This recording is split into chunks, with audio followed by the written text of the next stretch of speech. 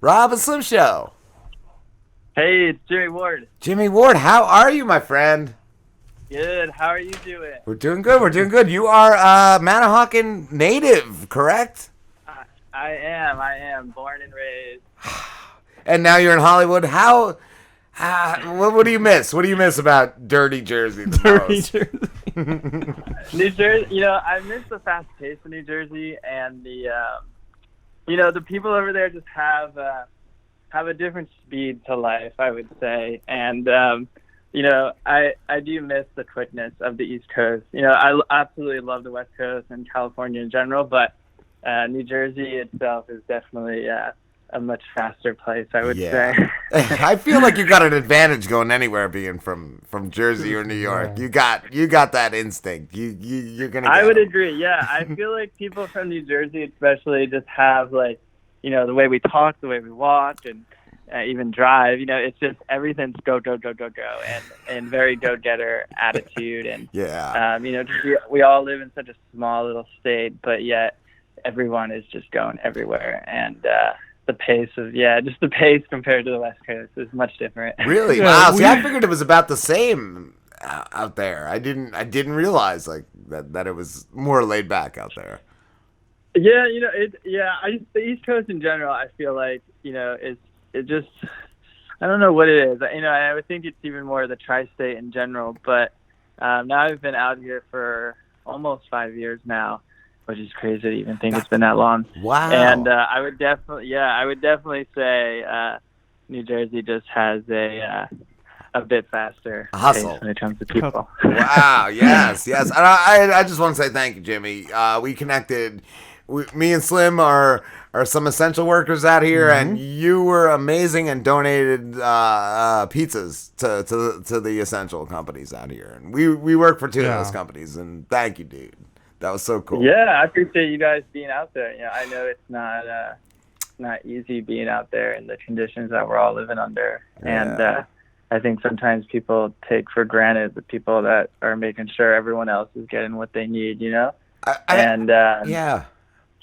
And I think it's important to actually recognize people who are essential workers, and that even under a national stay-at-home order are still going outside and dealing with now an insane amount of people, and I appreciate you guys being out there. Thank you, dude. I definitely love that. And are you a filmmaker, Jimmy? Yeah, I am. And that's why I took the move out to California to pursue that. Yeah, I saw that. I saw Word Productions. I did watch your short film, Choice Encounter. That was really cool. And that's based on a true story? No problem. Go again? That's based on a true story, right? Yeah, so I did that last year. It actually premiered almost about a year ago now. Late May, it premiered out in San Francisco, and it was a short film that was based off of New Jersey. Wow. And an individual in my hometown in Manahawkin, Laura Raney, who was a teacher of mine in high school, and we shot that completely in New Jersey. Even though I was based in San Francisco at the time, it was important for me to do that in New Jersey, and especially in the area that it took place. I think when you're telling a true story, it adds a lot of value if you make it take place where it actually took place. Yes. And she was a teacher, and did she have cancer? Yeah, she was a teacher at Southern Regional, and she ended up sadly passing away to stage 4 cancer. But prior to that, she had was just a huge inspiration to so many people in the town, and was constantly doing a lot of community events, and I did a lot of I would start up a lot of events in the local area as well, and she was always a sidekick and a mentor. Basically with every single, thing that I did, whether it was the haunted house for Halloween, for charity, or anything like that, she was always there. Wow, I didn't even know you knew her personally. That's even cooler that you did that for her. Yeah, no, it was cool, and her family, they're all amazing. So it was nice to be able to bring that story to life. and let others, actually see it. That is cool. That is cool. And what was it? There was a guy. He was kind of like a con artist almost. Like, how did? Yeah, it's a little crazy to believe. Yeah, he was a con artist who pretty much just ripped off people that were just, in dark moments in their lives, whether it was the actual person going through treatment or the family that was having to deal with everything. He would just prey on these people, and almost, I think in a span of like almost 20 years, he was never really confronted that we know of, and managed to just roam hospitals in the like Jersey, Philadelphia area, and actually like took, would make up these stories and took money from everyone. So yeah, anyone who watches it will end up finding out what happens in the end. But it was crazy. It was a crazy story. It was almost like, I remember when I heard it, it was almost like so insane to believe that, people should be that awful.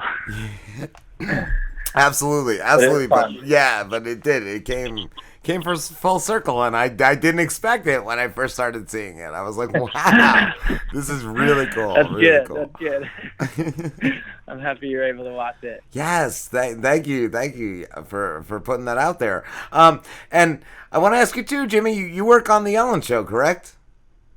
I do, yeah. Ever since I was probably, I think, in like beginning of 8th grade, I was a huge Ellen fan, and always, a lot of what I would do in life and how I looked at life was, to be honest, like kind of traced off of what Ellen would do.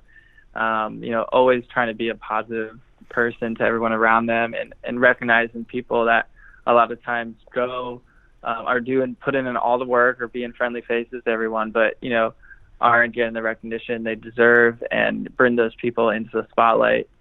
And I fell in love with that sort of mindset, and the thought of working for her show, years later, it like blows my mind. Dude, yeah, so you really just landed like the dream job. Like just from hearing it sounds like the dream job, but just you saying it that way, it's just even better, dude.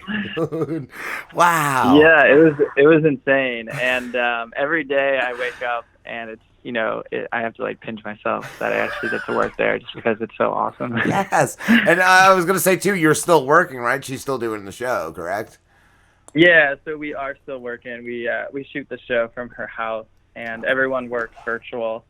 Okay. So everyone, is far apart from each other, and we all just work from home. Like, at most other jobs, except like people that are out on the front lines working out in outside, we're just like everyone else working from home. And you're still doing a service. I feel though like people need that. People need that, just something in their lives, just to escape or whatever. The show's only an hour, but it's an hour of entertainment. There's just nothing really to do. And nowadays, it's quarantine, and when some people are true fans and watch it every single day, and suddenly quarantine happens, and if shows, and a lot of shows, when this first went down, the first lockdown, a lot of shows were off there for like a week or two, and it was just a lot of reruns. And then Jimmy Fallon and The View, The Talk, all the other shows started to come back. Same with Ellen, and it just brings a little bit of normalcy back. Yes. To a strange time, because without it, it just feels off. Yeah, like I've got a little Colbert here and there, and yeah, it's a little different, but it's still Colbert, and he's still doing it. Yeah. I think I watched one of Jimmy Fallon's, which I loved, of him just doing it in his house with his kids. With his daughter, right? Yes. His daughters. I'm like, this is great. It's great. Yeah, I've seen some of Jimmy's too. Yeah, it's cool seeing everyone just transition into a home environment, and it's not the same as like the studio and everything, but it's still just as everyone else is in their homes, and it's kind of funny to watch. Yeah, like Jimmy Fallon, and he's like interviewing his dog, and they're just chilling at home just like everyone else. Yeah. And it's cool to see like that other side of the all these people that we normally watch on stage all the time, to suddenly just be filming from like an iPhone or webcam. Yeah. It just makes it's just like this brief time in history that this will hopefully be the only time this happens, that we get to see all these people in a different atmosphere. They're all doing podcasts. It makes them so much more relatable too, yes. right? Like, it really does. It's strange to see just they're not really completely made up in makeup or dressed, and the lighting isn't the greatest in a lot of these shows now when they're from home. So it's like, it's just interesting to see them just sitting like on their couch, or like Jimmy, who I saw him with his dog like on his front porch and stuff. And I'm like, this is so cool, like it's just something different. Yeah, exactly. I watch I saw up to almost the last one, but I saw the Walking Dead, and that's how they were doing the Talking Dead. Chris Hansen, I think his name is, was doing it out of his home, and they were all on Skype pretty much, like just talking. Yeah, I even know the Kids' Choice. I think the Kids' Choice Awards just happened the other weekend, but I think the whole award show for Nickelodeon took place from everyone's homes, which I didn't even get to watch, unless it's this coming weekend. But I thought it was last weekend, but that's crazy to think about. Yeah, totally. Yeah. Do you, like Jimmy? How, like, I'm sorry, Jimmy. Do you have any projects that are on hold because of the crisis? I do a lot. So like, besides, work, like Ellen is like my job, but then I also still like to do a lot of side projects and short films and stuff for film festivals. So I now everything's kind of on hiatus, and I was hoping to shoot something over the summertime when there's some time, but to be honest, I don't really know when the next thing will take place now. Just trying to rent film equipment, it's like can't even really do that, and a set, they have so many people involved, and so and everything is sort of, I think, when we do go back, going to have to change. Is even just like the crafty table on set, where there's food, where everyone just kind of like puts their hands in and socializes and eats and grabs and goes. Like, like how will that be able to happen? And just like, a set may have 200 people throughout the day that, are all scattered throughout the set on like a really big production. So it's like, how do you transition that into like a post-corona life? I don't know. I don't even know if like when they say it's okay if I'm gonna trust it. Like I still might wear the mask and whatever. I don't know. Yeah, it's weird. I mean, even when you go in the movie theater, I was like, if someone behind me coughs, like normally I would still sit there and I would just maybe be a little grossed out, but like now will I get up and move? I don't know. Will I be like, excuse me, sir? Did you cover that? So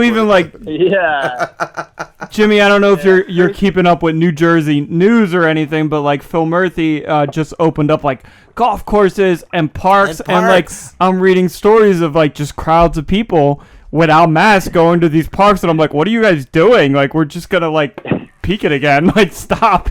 Yeah, I know. I've been trying, because all my family and a lot of my friends are still in New Jersey, so I've been trying to follow. Every day I kind of wake up and I just Google Corona, just to get like a global percent, and then I'll Google Corona New Jersey, or like Corona Murphy, and then Corona California, just to like kind of see what's happening.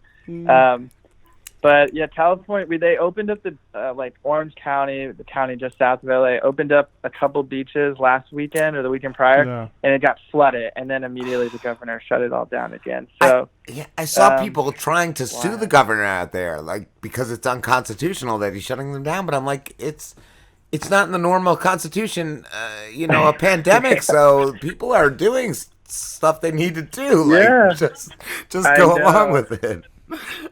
And we all just have to get through it together, otherwise it's just going to keep lingering and lingering and lingering. Yes. And I mean, I am just waiting for the day it finally ends, and obviously I can't even imagine what life will be like. It's like just weird knowing that I could eventually just like walk into a restaurant again and not worry about like someone being too close to me. So I kind of just want to see It'll be a somebody's different face. perspective. Like, yeah, like I Oh yeah, that too. Yeah. I kind of just want to see in public somebody's face again. Like maybe see somebody weird. smile. It might be nice. It might be nice to see.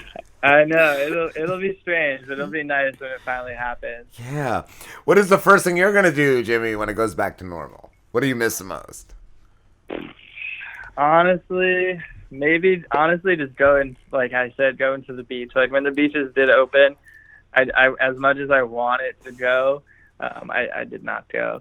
So just being able to go, because where I live, well, which is nice, there's been absolutely no traffic in LA since this happened. That's the only positive thing. That's a decent thing. That's happened. I live in Hollywood, and to get from Hollywood to the beach, in a good time would be like 45 minutes, and that's like good time. And now I was able to get down to just the beginning of Malibu in like 22 minutes during like what would normally be rush hour, and I would just like park my car on a side street and just kind of walk, randomly through some streets with just some sort of view of water in the distance. But now you can get around LA like. I feel like I live in like a normal city and not LA for once.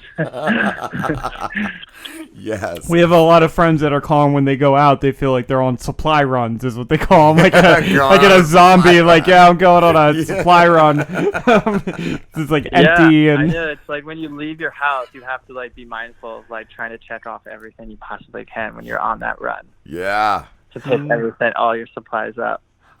What's been the hardest to find out there, Jimmy? Here it's toilet paper, any paper products. It's just crazy. Yeah, it's funny. Right before this all happened, I was on Amazon, and I happened to buy a box of 30 rolls of toilet paper right before this happened, just because it was on sale and it was a good deal. And I was like, you know what, I'm just going to buy this box. And then that's amazing impulse buying. A week and a half later, the whole world shut down. And I honestly think that is the best purchase I've ever done in my life, because I still have an insane amount of rolls. Yeah. And I haven't even gone out. I haven't even walked down the toilet paper aisle once since this happened. Yeah. And I never buy in bulk, and this was the first time, and it was honestly the best decision I've made. Oh, good choice on that, Jimmy. Yes. Yeah.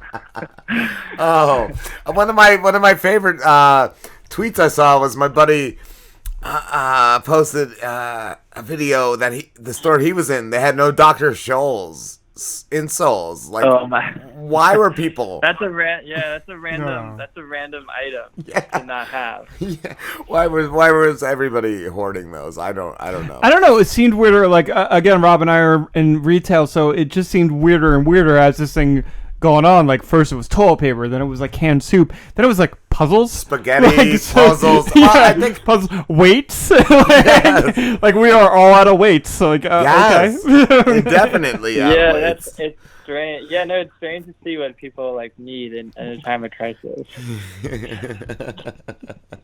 I got to be honest. All I went out and bought was alcohol. Yeah. The first thing they said when everything was closing, I'm like, I gotta get alcohol.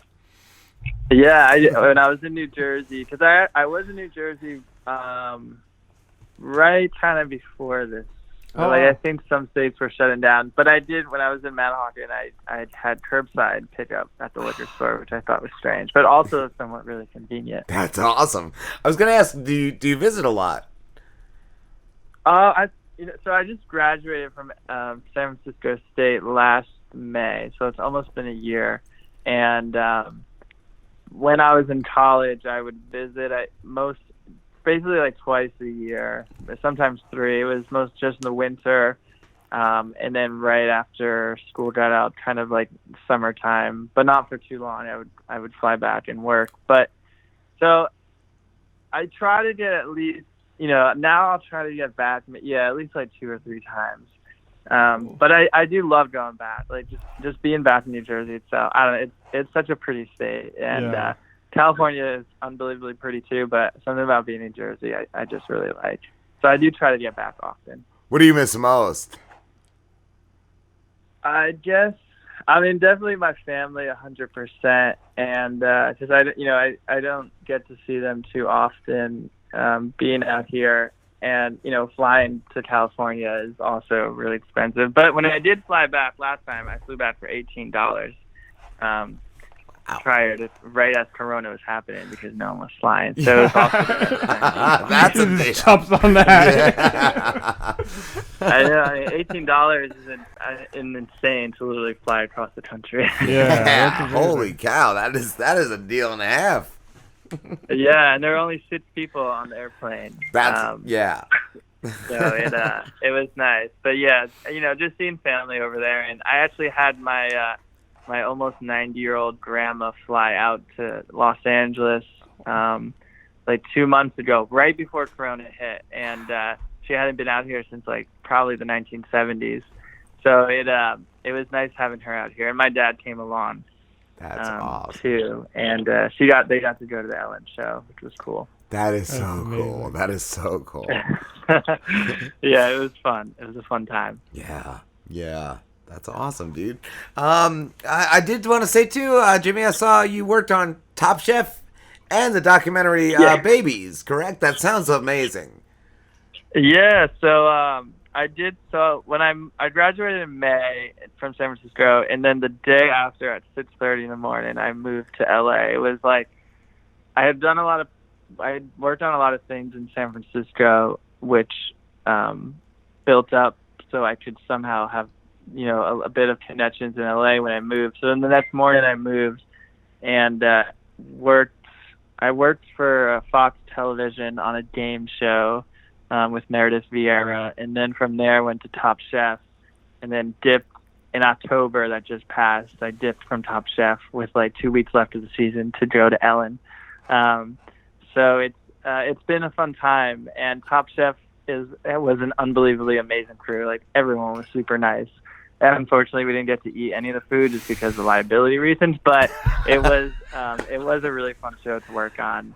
And same with Netflix. I think Babies was my 4th Netflix production that I had worked on. So I'm actually laying against a Netflix pillow right now. So they're in my apartment. So that's a cool platform to work for. That is so cool, dude. You're doing it right, man.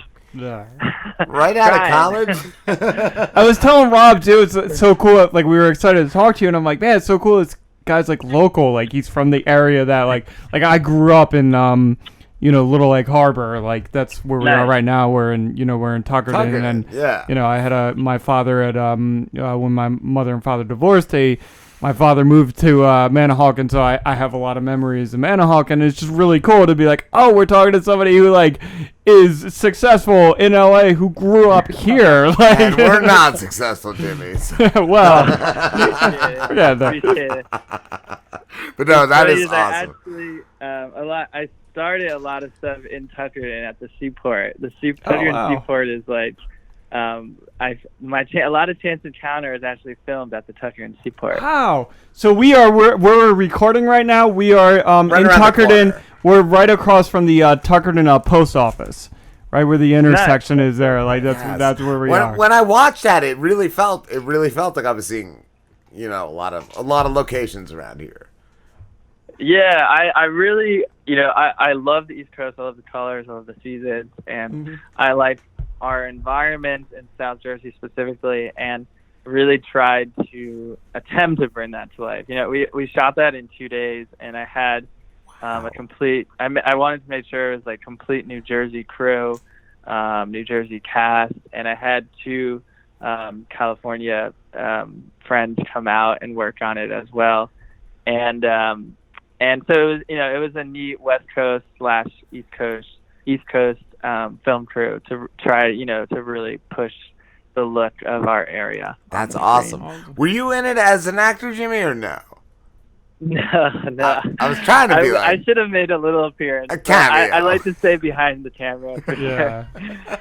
But there were a lot of local people everyone in there was from the area, and Philadelphia I think was like the furthest that we had gotten for cast, but everyone was pretty much Manahawkin, LBI native. Nice. Jimmy, we have to wrap this up, dude, but thank you so much. It's been a blast. It's been a blast talking to you. Yeah, thank you for having me, guys. You guys are super cool. I appreciate it. Thank And you. I hope you guys stay healthy out there. You too, my friend. Where can everybody find you? You can. I'm pretty active on my Instagram, Jimmy Ward 99. I usually post a lot of stories of what I'm working on and stuff like that, behind the scenes stuff. So if you're on Instagram or Ward Production, or actually I changed it, JimmyWardFilm.com is the website. So yeah, those two are my most active sites. And Jimmy, next time you visit New Jersey, hit us up, man. Yeah. Like we would love to have I'd you love live, to. and or let me know if you ever come out to LA. I could try to show you behind the scenes of stuff. That would be cool. That would be cool too. Slim, get your credit cards down. We're going to LA. Cool. Well, I appreciate it again, guys, and I hope you guys stay safe and healthy out there. And I appreciate you guys working on the front lines. Thank you. You too, man. Have a good one. Stay safe. You too. Have a good night, guys. take You care. too, Jimmy.